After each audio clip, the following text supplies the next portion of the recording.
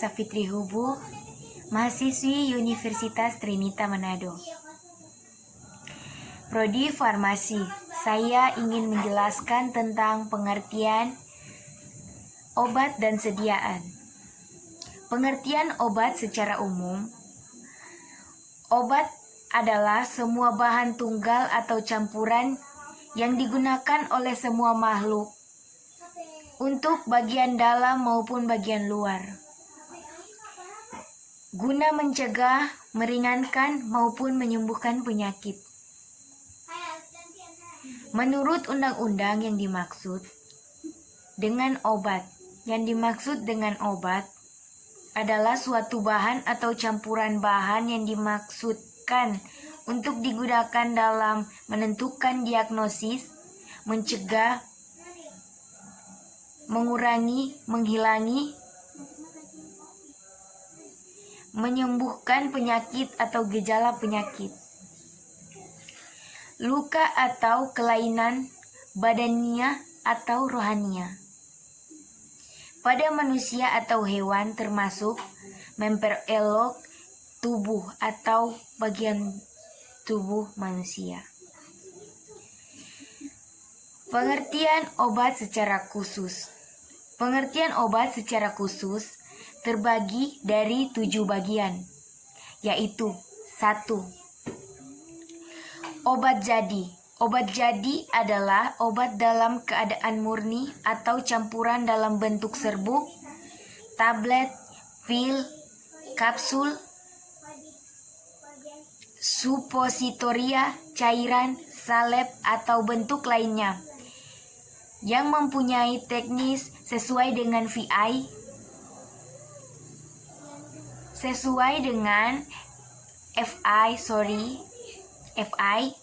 atau buku resmi lain yang ditetapkan pemerintah.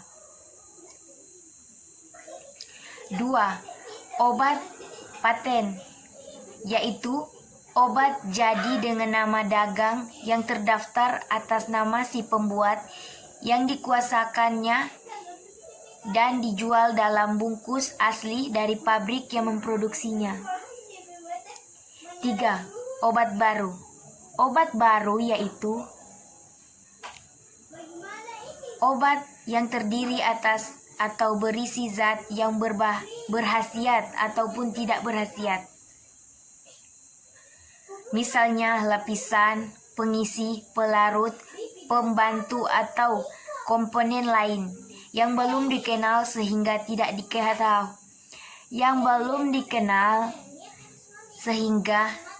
diketahui khasiat dan kegunaannya. 4. Obat asli. Obat asli yaitu obat yang didapat langsung dari bahan-bahan alami Indonesia, terolah secara sederhana atas dasar pengalaman dan digunakan dalam pengobatan tradisional. 5. Obat tradisional, yaitu obat yang didapat dari bahan alam, mineral, tumbuhan, atau hewan, terolah secara sederhana atau dasar pengalaman dan digunakan dalam pengobatan tradisional. 6. Obat esensial. Obat esensial yaitu obat yang paling dibutuhkan untuk pelayanan kesehatan masyarakat terbanyak dan tercantum dalam daftar obat esensial atau DOEN yang ditetapkan oleh Menteri Kesehatan Republik Indonesia. 7. Obat genetik, yaitu obat dengan nama resmi yang ditetapkan dalam FI untuk zat berkhasiat yang dikandungnya. Dari 7 tersebut, itu adalah pengertian obat secara khusus. Penggolongan obat. Penggolongan obat, ada macam-macam penggolongan obat. 1. Menurut kegunaan obat, terbagi dari 3 bagian. 1. Untuk menyembuhkan atau terapeutik. 2. Untuk mencegah atau profilaktik. 3. Untuk diagnosis atau diagnostik. 2. Menurut cara penggunaan obat. Menurut cara penggunaan obat terbagi dari A. Medicamentum ad usum internum atau pemakaian dalam melalui oral, beretiket putih.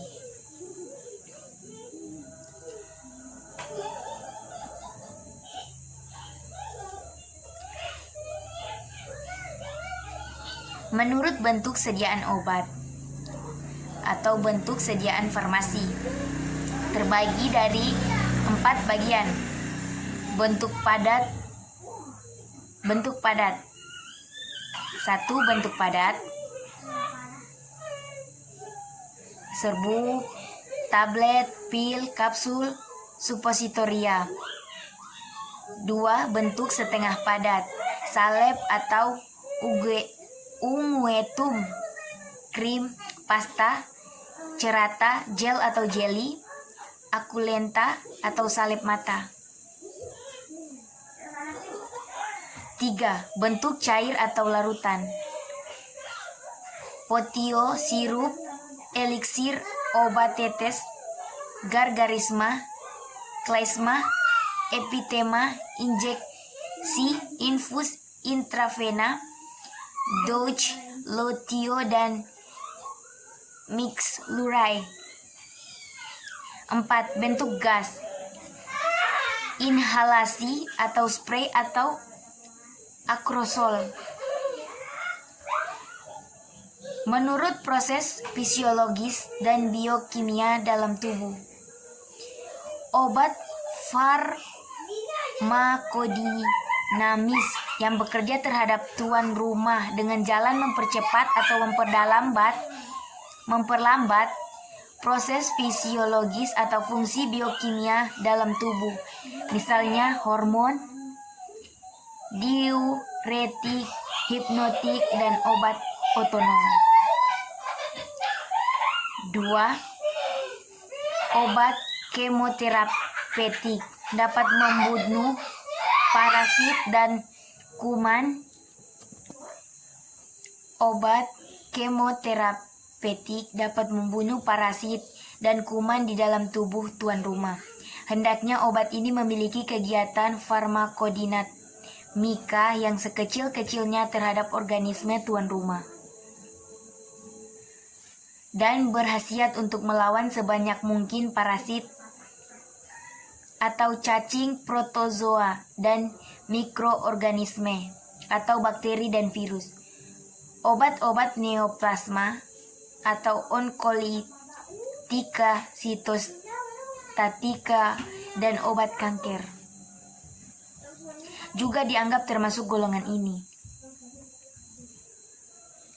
3. Obat diagnostik, yaitu obat pembantu untuk melakukan diagnosis atau pengenalan penyakit, misalnya dari saluran lambung usus, barium sulfat, dan saluran empedu atau natrium iopanoat dan asam iod organik lainnya.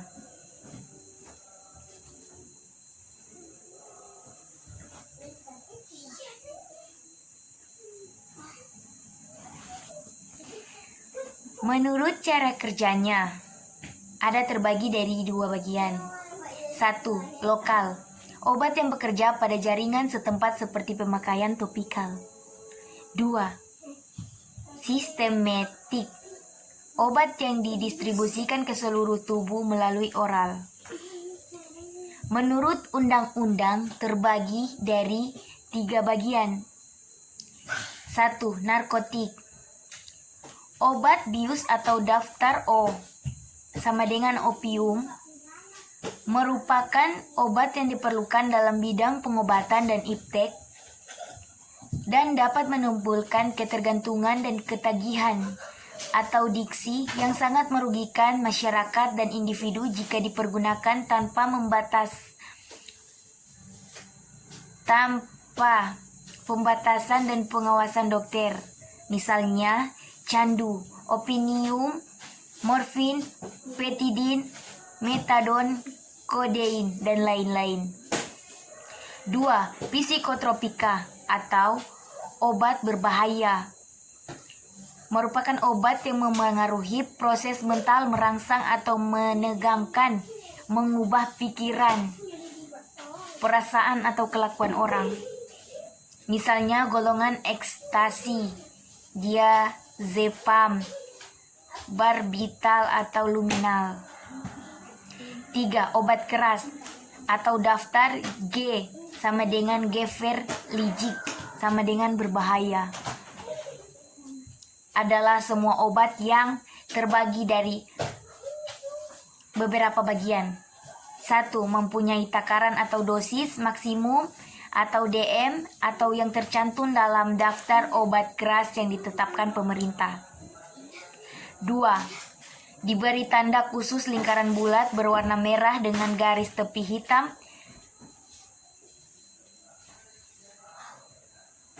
dan huruf K yang menyentuh garis tepinya. 3. Semua obat baru kecuali dinyatakan oleh pemerintah atau Depkes Republik Indonesia tidak membahayakan. 4. Semua sediaan parenteral atau injeksi atau infus intravena.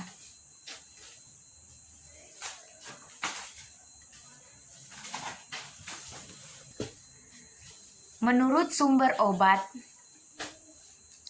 yang kita gunakan dapat bersumber dari beberapa bagian. 1.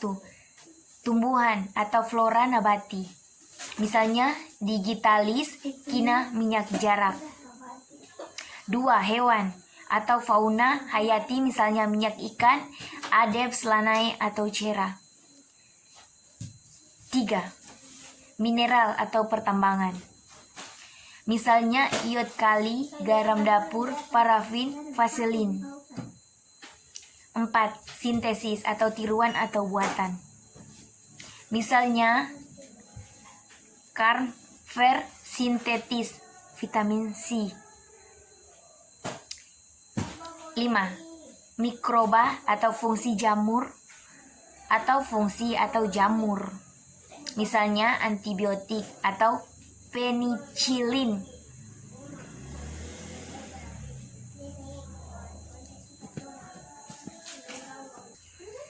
Dan pengertian resep di sini, resep adalah permintaan tertulis dari seorang dokter gigi, dokter hewan yang diberi izin berdasarkan peraturan perundang-undangan yang berlaku kepada apoteker, pengelola apotik untuk menyiapkan dan atau membuat, meracik serta menyerahkan obat kepada pasien.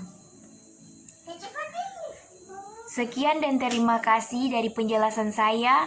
Bila ada salah, mohon dimaafkan. Wabillahi taufiq wal hidayah. Wassalamualaikum warahmatullahi wabarakatuh.